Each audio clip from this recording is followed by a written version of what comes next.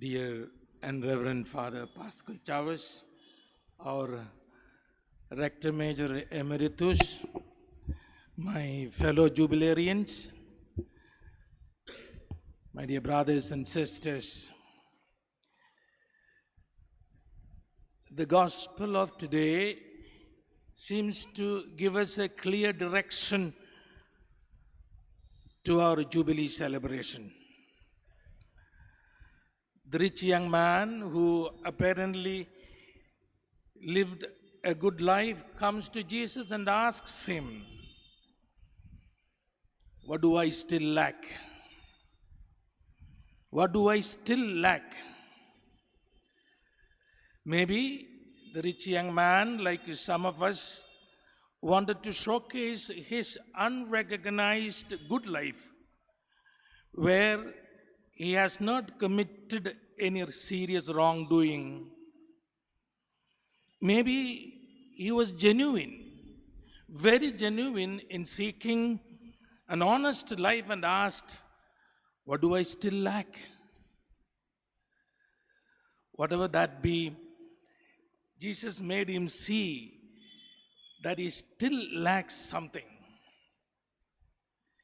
Jesus told him, after speaking about all the commandments, "If you wish to be perfect, go sell your possessions, give to the poor, then come and follow me." Jesus was not asking for any moral perfection, neither was he asking for any absence of wrongdoings or not to have any failures. When he said, "If you wish to be perfect," and I tried to understand what is the biblical meaning of perfection, and what I came across was this: total and absolute self-surrender. Total and absolute self-surrender. If you wish to be perfect. And so Jubilee can be an occasion for us particularly to ask a similar question. I have lived all these years as a priest, as a religious, as a Salesian consecrated person. What do I still lack? We could take a hint from Prophet Haggai, who in that short biblical text, Haggai, chapter 1, through Prophet Haggai, God is asking the people of Israel to rebuild the temple. And in chapter 1, verse 5, through the prophet, God asks the people of Israel, "Consider how you have fared. Consider how you have fared." Or another version says, "Think carefully about your behavior." The prophet goes on to say, "You have sown much and harvested little. You eat, but you never have enough. And you that earn wages to put them into a bag with the holes." And so the question of the rich young man is very relevant for us today as we celebrate our Jubilee. What do I still lack? There's a story of a young monk from the Desert Fathers. This young monk comes to the abbot and tells him, "Father, I can't make it anymore. I am leaving." The abbot tells him, "Wait till tomorrow morning, get a good sleep, and you will be strong enough for the journey tomorrow." In the morning came, and the young monk went to the abbot and said, "Right, Father, I am leaving now." The abbot said, "No, just wait one day. Do your work, say your prayers, and you can leave tomorrow." The young man said, Father, are you trying to trick me? Tomorrow you will tell me the same thing again. The old man said, that's how I persevered in my vocation from one day to the next. So it has been all these years, and then I found peace. So it was 60, 50, 25 years, and then we found ourselves here today. We may still lack that total and absolute self-surrender of which the Lord spoke to the young man. If you want to be perfect. But still, ours is a story of persevering from one day to the next. It is not how we reached at this moment in life, but the fact that we have reached here. And so we celebrate that journey of being the Lord's humble instruments in the lives of thousands of young people through the path that Don Bosco has laid for us. We have persevered, not necessarily always faithful. We have persevered through the deeply painful moments of confusion about the worth of it all. We have persevered in spite of agonizing personal failures.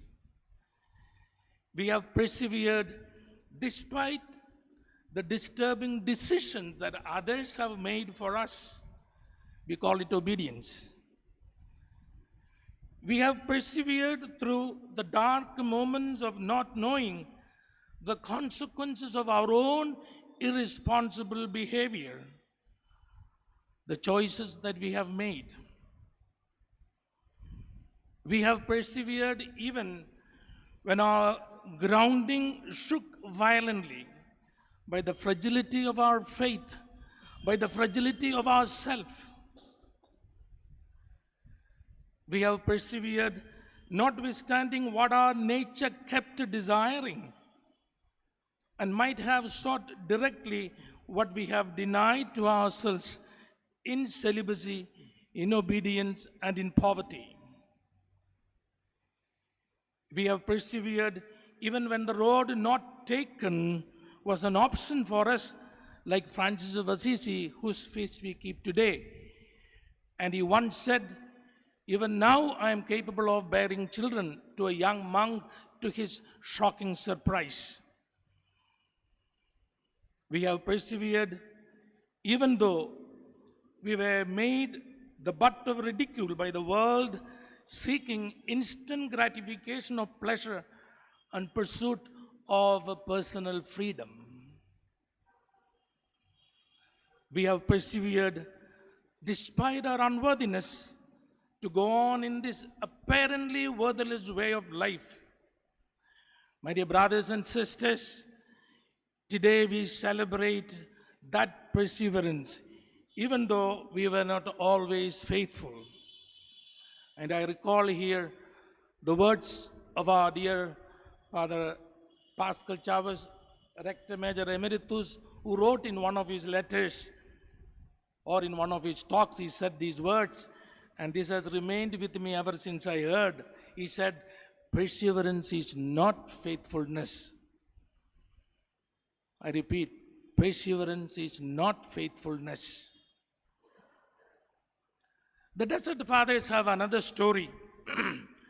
Another young monk comes running to the abbot and says, "Oh, Father, guess what? Brother John has run away and gone back to the world." The old man calmly responded, "My son, do not be surprised that many go. Rather, marvel that some stay." Jubilee is marveling at our staying with the Lord. Jubilee is marveling at the staying with the Lord. In attending to the stories we have lived, we see that imperceptible power, that voice which keep repeating to us, if you wish to be perfect, meaning we still lack something. It has been, as St. Paul writes to Philippians in chapter 3, verse 8, a journey where I regard everything as loss because of the surpassing value of knowing Jesus Christ, my Lord. Honest self-confrontation makes us confess that it has not been so always. We have not regarded everything as a loss for the sake of Jesus Christ.